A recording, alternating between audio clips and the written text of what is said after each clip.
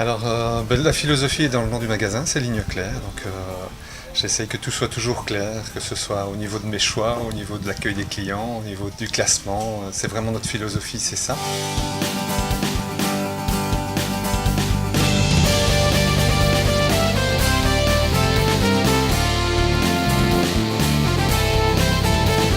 Donc, j'ai ouvert en 1986, ça fait 30 ans que le magasin existe.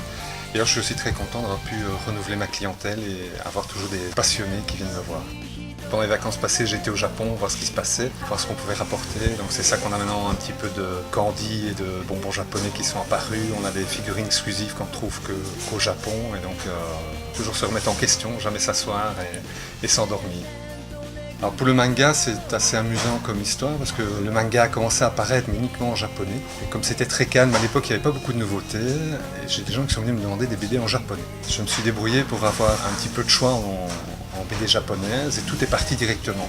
Et en interrogeant un petit peu mes clients de l'époque, disant oui mais vous achetez en japonais mais vous ne savez pas le lire.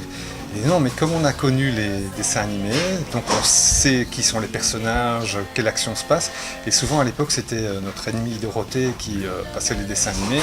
Et avec la censure, on coupait énormément d'épisodes où on n'avait jamais la fin de l'histoire. Et donc c'est vraiment le manga pour moi a démarré là.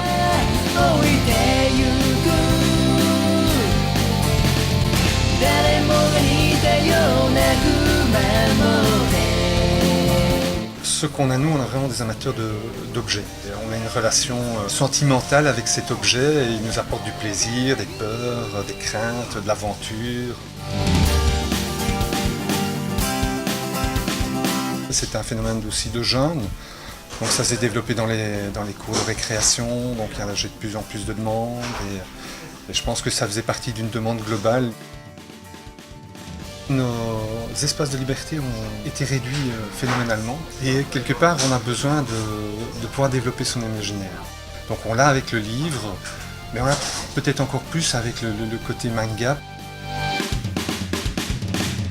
Donc chaque tranche d'âge a ses passions et à un moment donné on a un petit peu peur de quitter son enfance ou ses moments d'enfance un peu privilégiés. Je veux dire que c'est un petit peu retrouver sa jeunesse ou la quitter le plus tard possible. On a besoin, à l'heure actuelle, on a besoin de soupapes, on a besoin de pouvoir s'évader du quotidien. Moi j'aime vraiment bien cette ambiance de fête. Pour moi c'est une ambiance de fête permanente, c'est un carnaval moderne. Avec tout ce qui est cosplay, on rentre dans une autre dimension, on se retrouve entre fans, ça va créer des liens, ça va permettre de discuter et je trouve que c'est très très important.